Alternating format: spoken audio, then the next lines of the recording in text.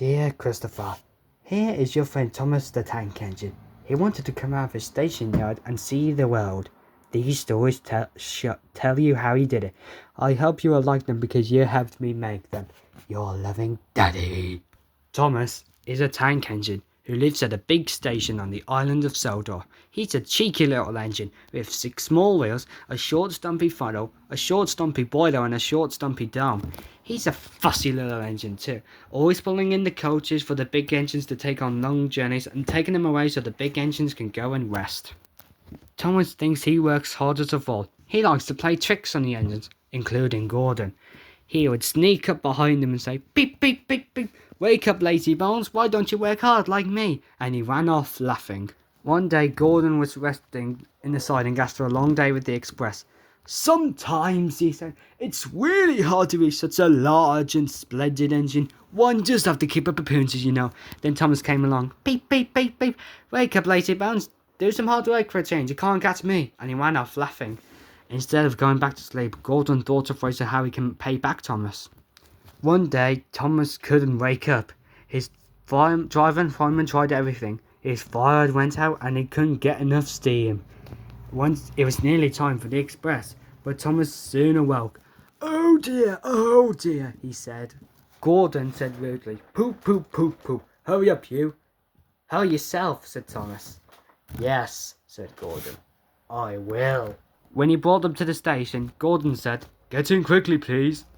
Usually, Thomas pushes behind the big engines to give him a head start, but he was always uncoupled first. I'm pretty sure you know what happens next. The train went faster and faster, too fast for Thomas. He wanted to stop, but he couldn't. "Beep, beep, stop, stop," he whistled. "Hurry, hurry, hurry," laughed Gordon in front. You can't get away, he laughed the coaches. Poor Thomas was going fast as he'd ever gone before. "I shall never be the same," he said. "My wheels will be quite worn out." Gordon stopped at the first main station, Wellsworth. "Ha ha, little Thomas. Now you know what really useful is now."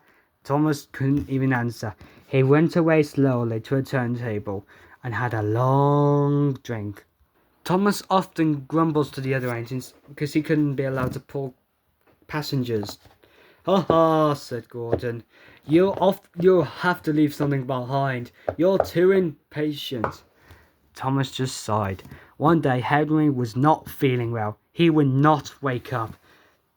Thomas said, "If Henry is ill, perhaps I shall pull his train." Thomas ran to find the coaches. Come along," he fussed. There's plenty of time, grumbled the coaches.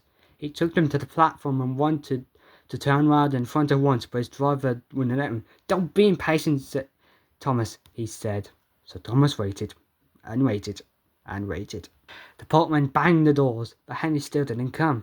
The fact director came out of his office to see what was the matter, and the guard's station master told him about Henry. "Find another engine," he said, "but there's only Thomas." Thomas gave a very, very cheeky grin.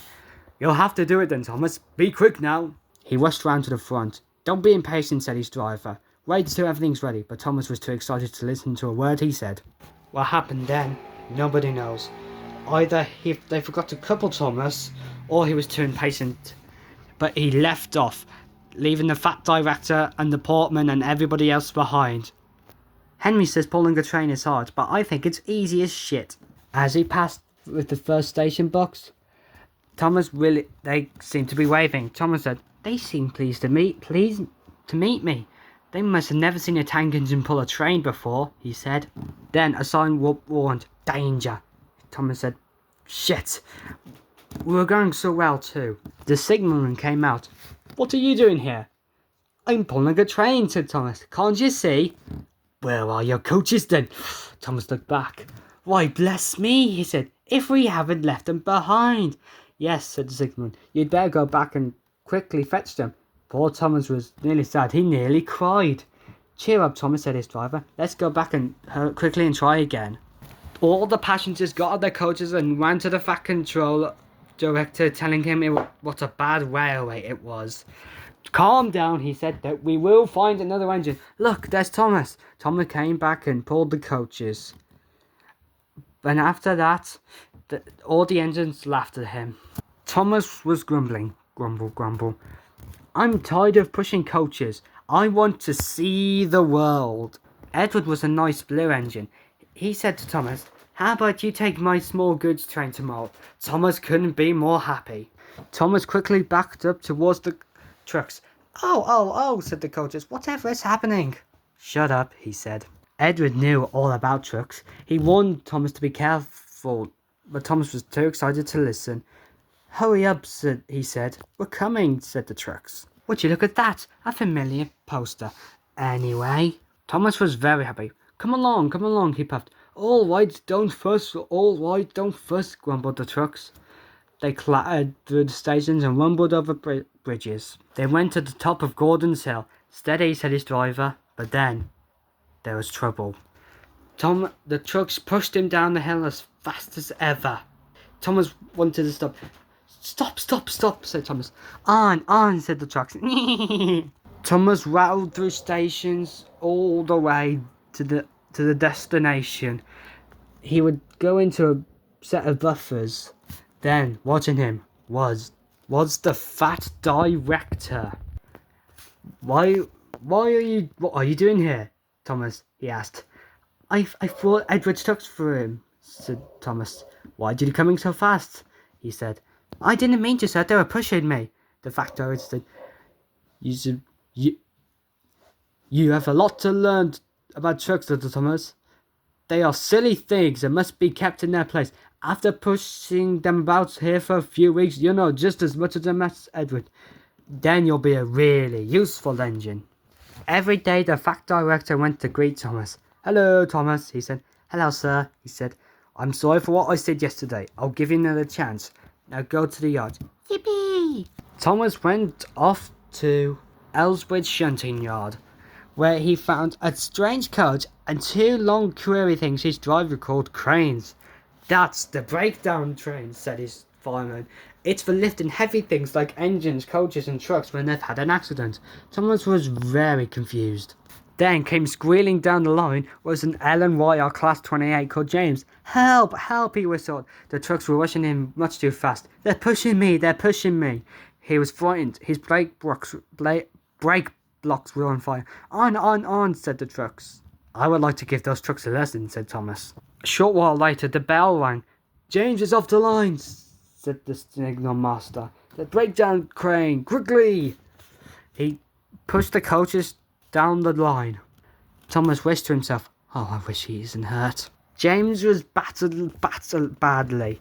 All the trucks were in a piled mess. His driver and fireman were filling him all over. Never mind, James, he said. It wasn't your fault. It was those silly brake blocks they gave you. They always said they were no good. Thomas helped to push the unhurt trucks out the way. Oh dear, he said. Serves you right, he said. This will teach you a lesson. Yes, it will.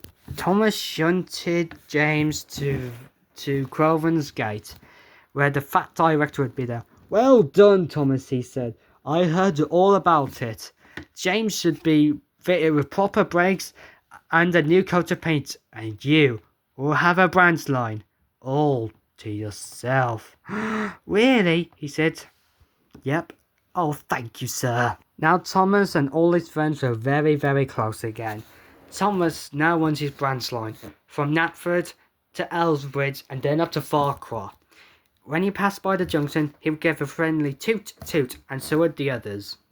The end.